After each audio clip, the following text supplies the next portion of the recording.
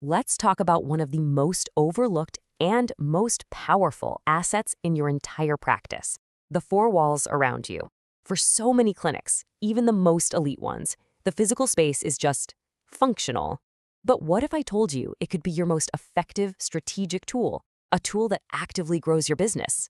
Well, let's dive into how. Here's our game plan. First, we're going to pinpoint a hidden problem that could be costing you money right now. Then we'll get crystal clear on our goal, achieving total immersion. After that, I'll lay out a 4-step blueprint you can actually use. And of course, we'll look at the proof, the hard data, before we wrap up with one really important question for you to take back to your practice. Okay, let's get right to it.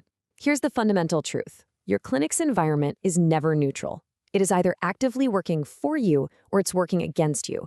And the scary part is, most practices, without ever realizing it, have designed a space that's subconsciously telling every single patient it's time to leave.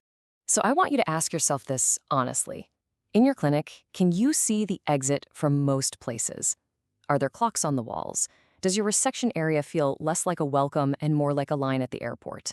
See, these are really common design choices, but they all add up to create an environment that people are just hardwired to want to escape from as quickly as possible.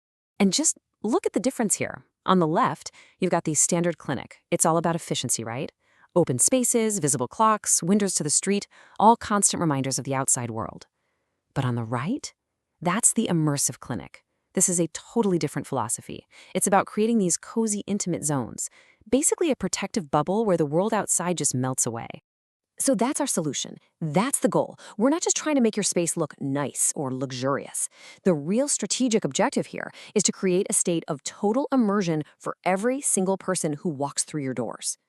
And let's be really clear about what we mean by immersion. This isn't some vague, fluffy concept.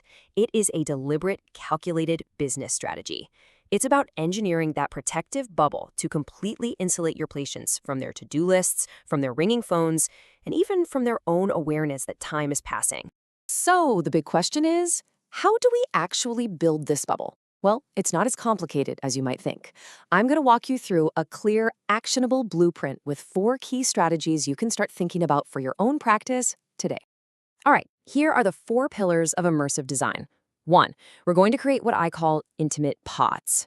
2, we'll design winding, flowing pathways. 3, we are going to completely erase all time anchors. And 4, we'll make our exits almost invisible. Let's break down exactly what that means. First up, those intimate pods. You want to take any large open space and break it up into smaller, more private sanctuaries. Think alcoves, lower ceilings, and cozy corners. This taps into a deep-seated human need for security. It makes your patients feel protected and valued, not like they're just another person on a medical assembly line.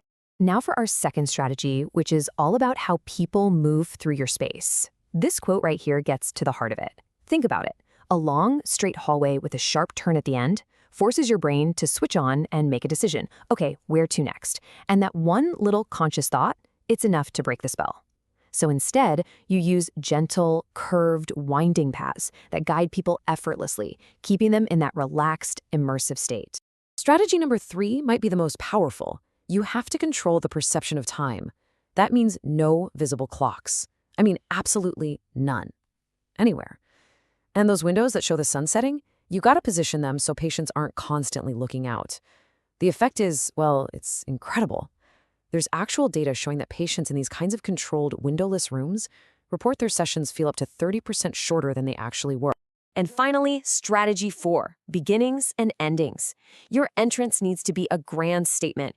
It should feel wide, welcoming, almost like a sigh of relief. It says you've arrived somewhere special.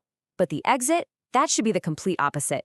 It's functional, sure, but it's also discreet, unmarked, almost an afterthought. The goal is to make leaving a non-event, ideally by routing them through a retail area to naturally extend their experience. Okay, I know what you might be thinking. This all sounds great in theory, but does this stuff actually move the needle? Let's get to the proof. Because this isn't just about good vibes, it's about a measurable, data-driven return on investment. So let's look at our first case study. This is a clinic down in Miami. They took their big, open 3,000 square foot space and they put strategy 1 into action, breaking it up into 5 distinct and private aesthetic pods, all connected by those winding pathways we just talked about. And what was the result of that one architectural change? A 34% increase. That's right, a 34% increase in their average ticket size, and they saw that lift in just 6 months. So why did that happen? It's simple. The patients felt more comfortable, more protected, more relaxed, and they were simply willing to invest more in themselves during that single visit. Now let's look at another one. This clinic in Los Angeles focused on different strategies. They removed every single clock, they moved their windows, and they created this beautiful, winding aesthetic gallery that connected all of their treatment rooms. They deliberately slowed the whole patient journey down. And the payoff here was just as impressive. You can see it right here. First, patient satisfaction scores went through the roof, up 41%. And second, check this out. Patients consistently underestimated how long their sessions took by about 25%. They were literally losing track of time, which is the ultimate sign that you've achieved true immersion. So when you pull all of this together, it becomes incredibly clear. Your clinic's design isn't just a backdrop. It is having a conversation with your patients from the second they walk in to the second they leave. So if you take anything away from this, let it be these 4 things. Your space is an active business tool, not a passive cost. Creating true immersion is proven to increase patient spend and skyrocket satisfaction scores. And as we saw, even relatively small design changes can deliver a massive, proven ROI. Which brings us to one final question. I want you to go back to your own practice, but this time walk through it with fresh eyes. Don't look at it as the owner, look at it as a patient. What is your space really saying to them? Is it telling them to stay, to relax, to explore what's possible? Or is it quietly, constantly pointing them toward the door?